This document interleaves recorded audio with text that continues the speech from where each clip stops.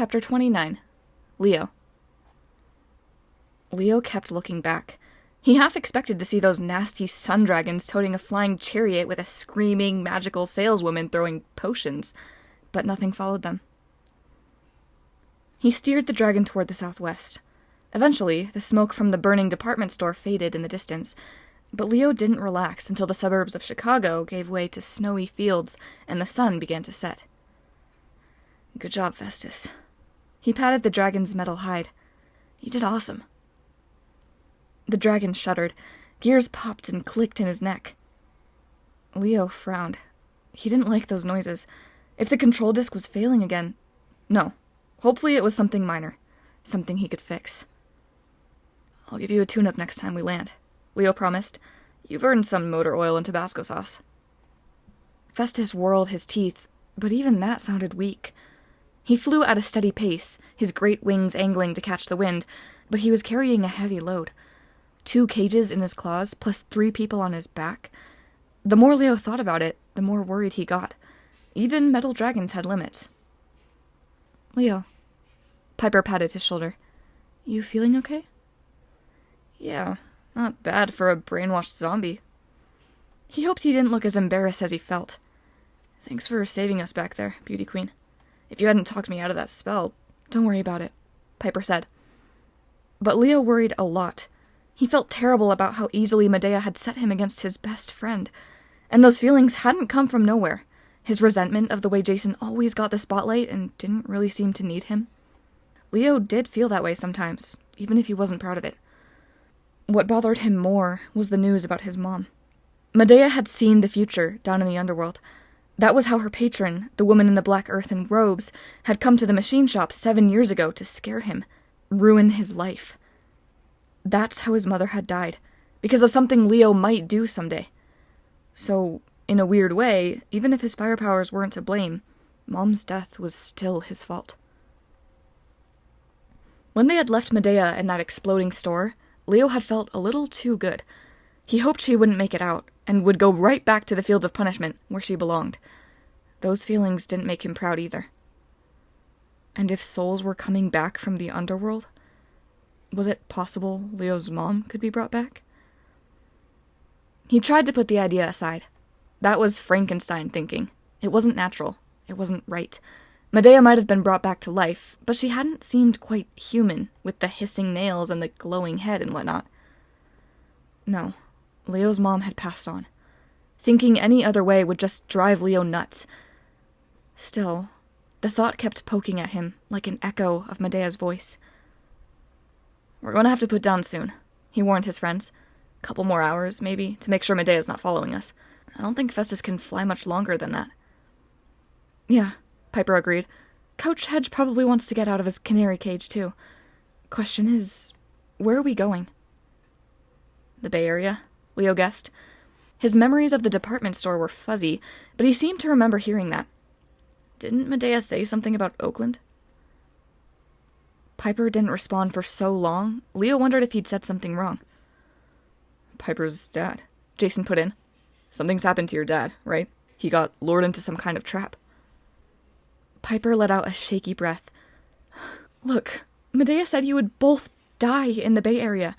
And besides, even if we went there, the Bay Area is huge. First we need to find Aeolus and drop off the storm spirits. Boreas said Aeolus was the only one who could tell us exactly where to go. Leo grunted. So how do we find Aeolus? Jason leaned forward. You mean you don't see it? He pointed ahead of them, but Leo didn't see anything except clouds and the lights of a few towns glowing in the dusk. What? Leo asked. That... whatever it is, Jason said. In the air. Leo glanced back. Piper looked just as confused as he was. Right, Leo said. Could you be more specific on the whatever it is part? Like a vapor trail, Jason said, except it's glowing. Really faint, but it's definitely there. We've been following it since Chicago, so I figured you saw it. Leo shook his head. Maybe Festus can see it. You think Aeolus made it? Well, it's a magic trail in the wind, Jason said. Aeolus is the wind god. I think he knows we've got prisoners for him. He's telling us where to fly. Or it's another trap, Piper said. Her tone worried Leo. She didn't just sound nervous. She sounded broken with despair, like they'd already sealed their fate, and like it was her fault. Pipes, you alright? He asked. Don't call me that. Okay, fine. You don't like any of the names I make up for you. But if your dad's in trouble and we can help, you can't, she said, her voice getting shakier. Look, I'm tired. If you don't mind. She leaned back against Jason and closed her eyes. All right, Leo thought. Pretty clear signal she didn't want to talk. They flew in silence for a while. Festus seemed to know where he was going. He kept his course, gently curving toward the southwest and hopefully Aeolus's fortress. Another wind god to visit, a whole new flavor of crazy. Oh boy, Leo couldn't wait. He had way too much on his mind to sleep, but now that he was out of danger, his body had different ideas. His energy level was crashing. The monotonous speed of the dragon's wings made his eyes feel heavy. His head started to nod. Catch a few Z's, Jason said. It's cool. Hand me the reins. Nah, I'm okay, Leo, Jason said. You're not a machine. Besides, I'm the only one who can see the vapor trail. I'll make sure we stay on course. Leo's eyes started to close on their own. All right, maybe just... He didn't finish the sentence before slumping forward against the dragon's warm neck. In his dream, he heard a voice full of static, like a bad AM radio. Hello? Is this thing working? Leo's vision came into focus. Sort of. Everything was hazy and gray, with bands of interference running across his sight. He'd never dreamed with a bad connection before. He seemed to be in a workshop. Out of the corners of his eyes, he saw bench saws, metal lathes, and tool cages. A forge glowed cheerfully against one wall. It wasn't the camp forge. Too big. Not Bunker 9. Much warmer and more comfortable, obviously not abandoned. Then, Leo realized something was blocking the middle of his view. Something large and fuzzy, and so close, Leo had to cross his eyes to see it properly. It was a large, ugly face. Holy mother! He yelped. The face backed away and came into focus. Staring down at him was a bearded man in grimy blue coveralls. His face was lumpy and covered with welts, as if he'd been bitten by 1,000,000 bees or dragged across gravel. Possibly both. Humph, the man said. Holy father, boy. I should think you'd know the difference. Leo blinked. Hephaestus? Being in the presence of his father for the first time, Leo probably should have been speechless or awestruck or something. But after what he'd been through the last couple of days, with Cyclopes and a sorceress and a face in the potty sludge, all Leo felt was a surge of complete annoyance. Now you show up? He demanded. After 15 years? Great parenting, furface. Where do you get off sticking your ugly nose in my dreams? The god raised an eyebrow. A little spark of fire caught in his beard. Then he threw back his head and laughed so loudly the tools rattled on the workbenches. You sound just like your mother, Hephaestus said. I miss Esperanza. She's been dead 7 years. Leo's voice trembled. Not that you'd care. But I do care, boy, about both of you. Uh-huh, which is why I never saw you before today. The god made a rumbling sound in his throat, but he looked more uncomfortable than angry. He pulled a miniature motor from his pocket and began fiddling absently with the pistons, just the way Leo did when he was nervous. I'm not good with children, the god confessed. Or people. Well, any organic life forms, really. I thought about speaking to you at your mom's funeral. Then again when you were in 5th grade. That science project you made, steam-powered chicken chucker, very impressive. You saw that? Hephaestus pointed to the nearest work table, where a shiny bronze mirror showed a hazy image of Leo asleep on the dragon's back. Is that me? Leo asked. Like me right now having this dream, looking at me having a dream? Hephaestus scratched his beard. Now you've confused me. But yes, it's you. I'm always keeping an eye on you, Leo. But talking to you is, different. You're scared, Leo said. Grommets and gears, the god yelled. Of course not. Yeah, you're scared. But Leo's anger seeped away.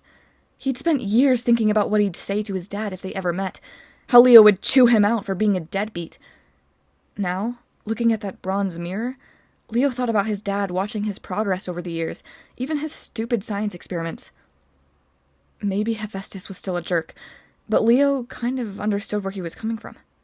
Leo knew something about running away from people, not fitting in. He knew about hiding out in a workshop rather than trying to deal with organic life forms. So, Leo grumbled, you keep track of all your kids? You got like 12 back at camp. How'd you even... Never mind. I don't want to know. Hephaestus might have blushed, but his face was so beat up and red, it was hard to tell. Gods are different from mortals, boy. We can exist in many places at once, wherever people call on us, wherever our sphere of influence is strong. In fact, it's rare our entire essence is ever together in one place, our true form. It's dangerous, powerful enough to destroy any mortal who looks upon us. So, yes, lots of children. Add to that our different aspects, Greek and Roman. The god's fingers froze on his engine project. That is to say, being a god is complicated. And yes, I try to keep an eye on all my children, but you especially. Leo was pretty sure Hephaestus had almost slipped and said something important, but he wasn't sure what. Why contact me now? Leo asked. I thought the gods have gone silent. We have, Hephaestus grumped. Zeus's orders. Very strange, even for him. He's blocked all visions, dreams, and iris messages to and from Olympus. Hermes is sitting around, bored out of his mind because he can't deliver the mail. Fortunately, I kept my old pirate broadcasting equipment. Hephaestus patted a machine on the table. It looked like a combination satellite dish, V6 engine, and espresso maker. Each time Hephaestus jostled the machine, Leo's dream flickered and changed color. Used this in the Cold War, the god said fondly. Radio-free Hephaestus. Those were the days. I keep it around for pay-per-view mostly, or making viral brain videos. Viral brain videos? But now it's come in handy again. If Zeus knew I was contacting you, he'd have my hide. Why is Zeus being such a jerk? He excels at that, boy. Hephaestus called him boy as if Leo were an annoying machine part, an extra washer, maybe, that had no clear purpose, but that Hephaestus didn't want to throw away for fear he might need it someday. Not exactly heartwarming. Then again, Leo wasn't sure he wanted to be called son. Leo wasn't about to start calling this big, awkward, ugly guy Dad. Hephaestus got tired of his engine and tossed it over his shoulder. Before it could hit the floor, it sprouted helicopter wings and flew itself into a recycling bin. It was the Second Titan War, I suppose, Hephaestus said. That's what got Zeus upset. We gods were, well, embarrassed. Don't think there's any other way to say it. But you won, Leo said. The god grunted. We won because the demigods of... Again, he hesitated, as if he'd almost made a slip. Of Camp Half-Blood took the lead. We won because our children fought our battles for us, smarter than we did. If we'd relied on Zeus's plan, we would have all gone down to Tartarus fighting the storm giant Typhon, and Kronos would have won. Bad enough mortals won our war for us, but then that young upstart, Percy Jackson, the guy who's missing. Yes, him. He had the nerve to turn down our offer of immortality and tell us to pay better attention to our children. No offense. Oh, how could I take offense? Please, go on ignoring me. Mighty understanding of you. Hephaestus frowned, then sighed wearily. That was sarcasm, wasn't it? Machines don't have sarcasm, usually. But as I was saying, the gods felt ashamed, shown up by mortals. At first, of course, we were grateful, but after a few months, those feelings turned bitter. We're gods, after all. We need to be admired, looked up to, held in awe and admiration.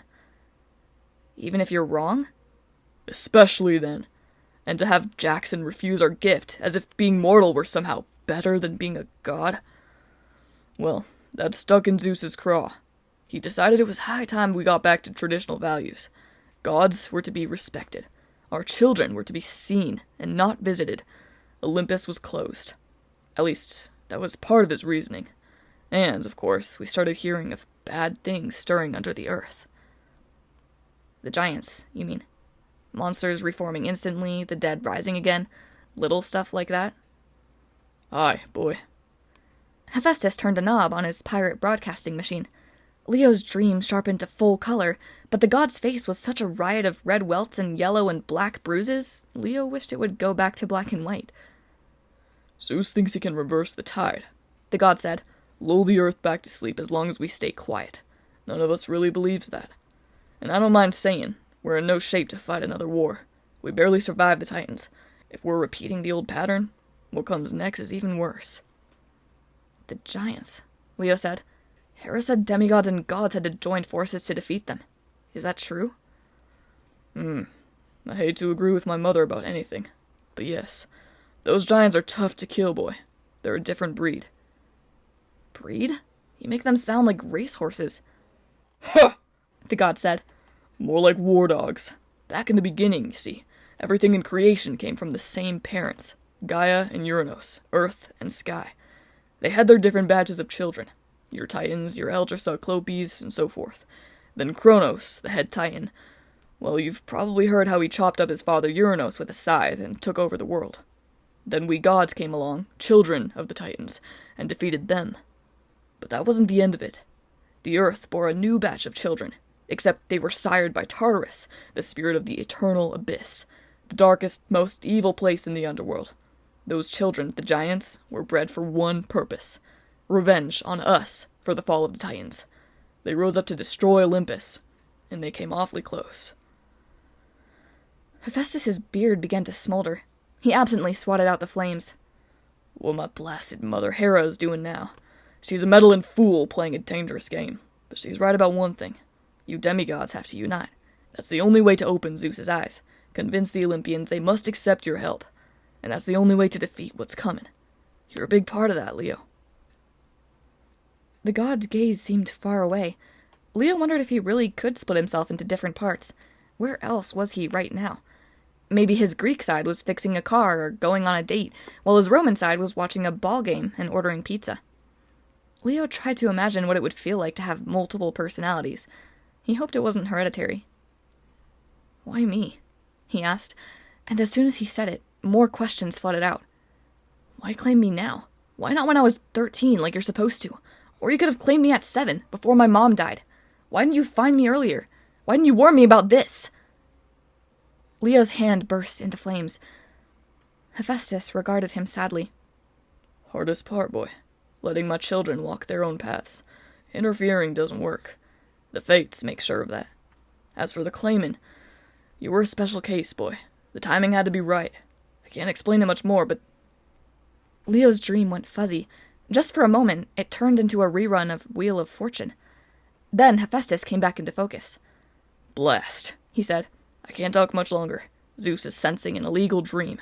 He is lord of the air, after all, including the airwaves. Just listen, boy. You have a role to play. Your friend Jason is right. Fire is a gift, not a curse. I don't give that blessing to just anyone. They'll never defeat the giants without you, much less the mistress they serve. She's worse than any god or titan. Who? Leo demanded. Hephaestus frowned, his image becoming fuzzier. I told you. Yes, I'm pretty sure I told you. Just be warned. Along the way, you're going to lose some friends and some valuable tools. But that isn't your fault, Leo.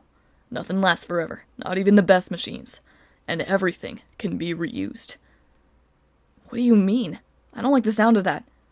No, you shouldn't.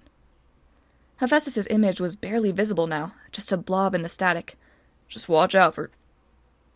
Leo's dream switched to Wheel of Fortune just as the wheel hit bankrupt, and the audience said, "Aww." Then Leo snapped awake to Jason and Piper screaming.